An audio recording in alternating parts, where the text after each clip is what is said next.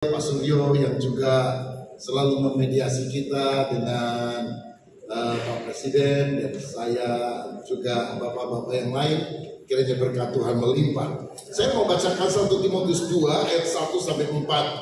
1 Timotius 2 ayat 1 sampai 4 mengenai doa jemaat. Pertama-tama aku menasihatkan, naikkanlah permohonan, doa syafaat dan ucapan syukur untuk semua orang, untuk raja-raja dan untuk semua pembesar, agar kita dapat hidup tenang dan tentram dalam segala kesalehan dan kehormatan.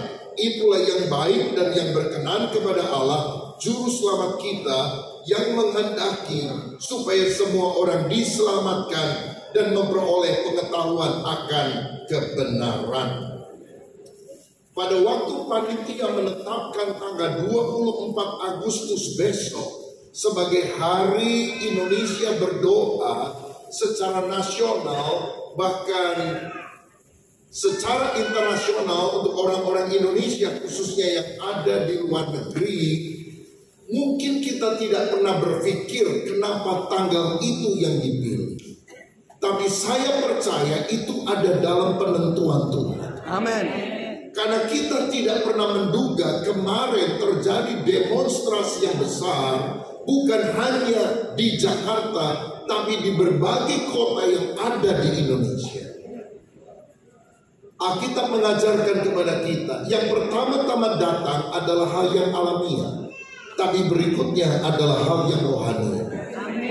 Kalau telah terjadi di seluruh Indonesia demonstrasi yang ada, maka saya percaya melalui doa orang-orang yang sungguh beriman kepada Yesus, demonstrasi kuasa Allah akan mulai dinyatakan mulai besok dan selanjutnya, karena Allah hadir di tengah doa-doa kita.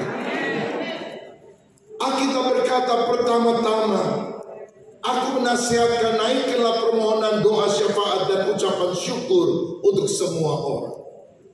Doa adalah hal yang pertama-tama, prioritas yang terpenting. Kenapa doa harus menjadi prioritas? Karena saya yakin begini, kemenangan yang terjadi di alam roh akan menentukan apa yang terjadi di alam nyata. Pada waktu orang Amalek menyerbu Israel, Yosua yang berperang bersama dengan anak buahnya di bawah, tapi penentu kemenangan adalah Musa yang mengangkat tangannya dan orang Israel menang. Lemah tangannya, orang Israel kalah, sehingga harus ada Harun dan Hur yang menopang tangan Musa. Saya percaya ketika kita berdoa menadahkan tangan, mungkin orang berpikir ya cuma nyanyi-nyanyi doang, cuma angkat-angkat tangan doang. Tapi kemenangan di alam roh akan menentukan yang terjadi di alam roh. Sehingga tepat sekali besok itu terjadi doa secara nasional, bahkan sampai ke luar negeri. Karena Indonesia sedang dalam kondisi benar-benar membutuhkan doa orang percaya. Kalau tidak ada peristiwa kemarin, kita juga tidak mengharap tentunya, maka mungkin besok ya kita doa seperti biasa. Tapi ini memberikan dorongan yang luar biasa untuk kita benar-benar berseru kepada Tuhan. Saya melihat ketika Tuhan mau membinasakan Sodom dan Gomora, maka agak keras didengungkan terus. Dan memang itu bisa saja terjadi karena 16 lentengan itu mengitari Indonesia.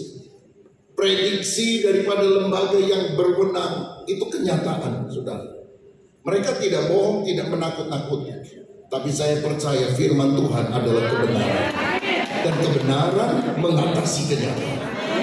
Kalau Tuhan berkata, damai sejahtera kuberikan bagimu, maka walaupun semua prediksi itu logis masuk akal, perlindungan Tuhan atas kita, orang-orang percaya yang berdoa bagi bangsa negara Indonesia. Supaya kita dapat hidup tenang dan tentram dalam segala kesalehan dan kehormatan. Kalau kita hidup tentram, kita juga harus hidup saleh, memiliki kehormatan. Alkitab mengajarkan bahwa kebenaran meninggikan derajat bangsa, tapi dosa adalah noda bagi bangsa. Kita berdoa supaya Indonesia melihat kebenaran lebih daripada semua kepentingan pribadi yang ada. Itulah yang baik dan yang berkenan kepada Allah Juru Selamat kita. Apa yang kita lakukan, kita bilang sesuatu yang baik. Berdoa itu sesuatu yang baik, yang agung, yang mulia. Jadi kalau kita siang-siang kumpul di sini, ada apa panas-panas, ngumpul-ngumpul, kita sedang melakukan sesuatu yang baik. Amin. Di mata Tuhan. Dan ayat yang keempat, itulah yang baik yang berkenan kepada Allah Juru Selamat kita, yang menghendaki supaya semua orang diselamatkan dan memperoleh pengetahuan akan kebenaran. Apa tujuannya kita berdoa? Supaya semua orang mengenal kebenaran dan diselamatkan.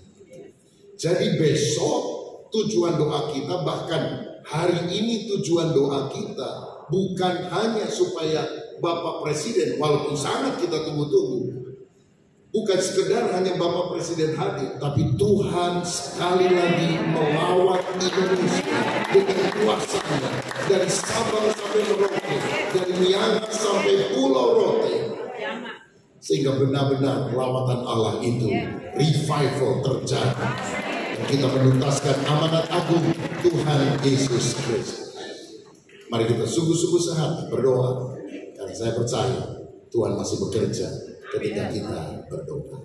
Selamat siang, Tuhan Yesus memberkati kita semuanya. Haleluya. Mari nyanyikan sebuah pujian. Ku yakin saat kau berfirman, ku menang saat kau bertindak, bagi Tuhan tidak ada yang mustahil.